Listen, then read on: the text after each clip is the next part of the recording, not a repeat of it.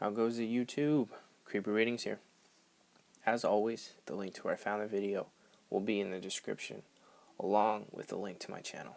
If you enjoyed the video, be sure to like it up, subscribe, and click both links. Check out the story and check out my other videos.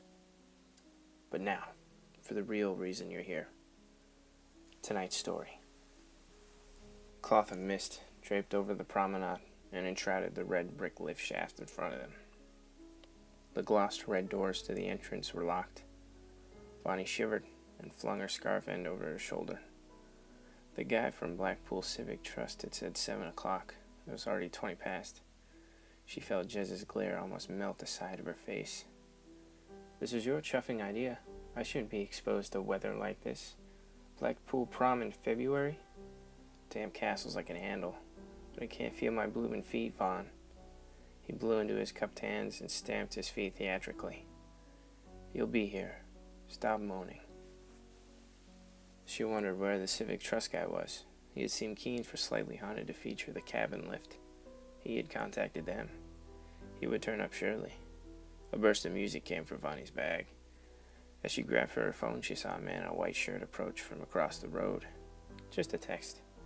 I'll get it later. He's here now. Jez was holding his mobile. It was probably another snipe about the cold. Typical psychic, she thought. Prima donna. He's always complained on their fat gathering chips, but insisted on coming every time. The small, lean man beamed. Hello there. I'm Edward. Pleased to meet you. If you'd like to follow me, I'll take you down now. Edward rooted around in his pockets and pulled out a huge bunch of clanging keys. Jez tooted and rolled his eyes. In your own time. It's not like we've been here long. Edward didn't seem to notice, though, and he waved the key around with triumph a few minutes later. Jez's mouth by this point resembled a cat's backside. He folded his arms with a loud sigh.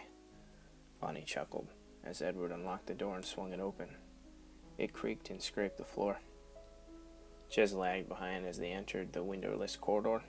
It wasn't completely dark out yet. The surrounding mist made Vonnie feel warped in cotton wool. It was a relief to step inside the echoing entrance. Ahead stood the lift, vintage, but in pristine condition. Jez shifted his weight between his feet and held back as Edward ushered them into the open mouth of the lift. So, who was it that designed this place? She smirked at Edward. It was a gentleman called John Charles Robinson, he replied. It was built in 1930. As you can see, it's designed to carry a lot of folk down the Bispham Cliffs to the lower promenade. It's not used anymore. Shame, really. He slid the concerta lift door shut with a clatter. Inside, the light glowed amber. Vonnie made a mental note of the architect's name. Edward leaned past Jez, who took a step back. He pressed the button, and the squealing of the old mechanisms began as they journeyed slowly down. Yes, he designed quite a few of the Art Deco buildings in Blackpool. Bispham Library, Stanley Park Cafe, amongst others. This is his least known work, he carried on. He was, and still is, a much undervalued artist. Vonnie hoped this architect wasn't so undervalued that he wasn't on Google. It did seem creepy enough here, though. So, the night vision cameras would have the desired effect if she could make sure there were no light in the lift. Could the lights be turned off with the lift still running? Jez jumped in with a question before she could ask. Edward turned slowly to the lift controls and smiled mischievously. Of course, he said. The lift went black. Vonnie felt her stomach suddenly rise to her throat as the lift dropped. A shriek came from the lift mechanisms above. Her fingers pressed against the icy metal box around her as she grasped for purchase. It sped up. Faster and faster they plummeted. No! Help! Help! Stop! Jez screamed. On and on they plunged. Then it stopped. Vonnie crashed to the floor and felt Jez land on her leg. You lunatic! What are you doing? He screeched at Edward. Put the lights on, Edward, please, Vonnie said, her voice wavering. There was no response. Jez pulled Vonnie's arm and clung to her. The sound of the waves smashing against the sea wall grew closer. The sea grew louder.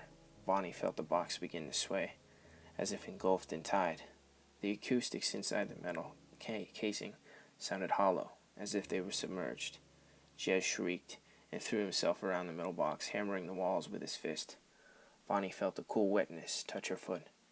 Seeping through the lift door, she sobbed and curled into a ball, rocking gently back and forth with the sound of the water trickling inside. The lights flickered on and filled the box. Silence. Vonnie looked at the bone-dry floor and stood up quickly. She scanned around them, looked at Jez's puffy red face. They were alone. Jez whimpered and began to wail. Vonnie yanked the lift door open and ran through the dark tunnel to the door. Jez clung, limpet-like, to her arm. They crashed through the wooden doors back outside the lower promenade. For a few long seconds, they stood under the cool moonlight and stared at the tide far on the horizon. Beyond, the damp, empty beach. A screeching gull broke the silence. Without looking back, they ran to their hotel. Jez and Vonnie sat opposite each other in the hotel bar. Neither could make eye contact. Jez held his brandy glass so tightly his knuckles blanched. It was a clever trick, hilarious. Well, they got us good and proper. They've made it on the next series, he mumbled.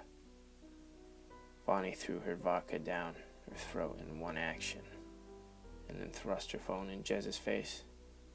The last text from the Civic Trust said, 7:24 p.m. Sorry, can't make it tonight. Regards, Frank. And there you have it, folks. Another great story. Thank you for listening. If you enjoyed my narration, don't forget to like the video.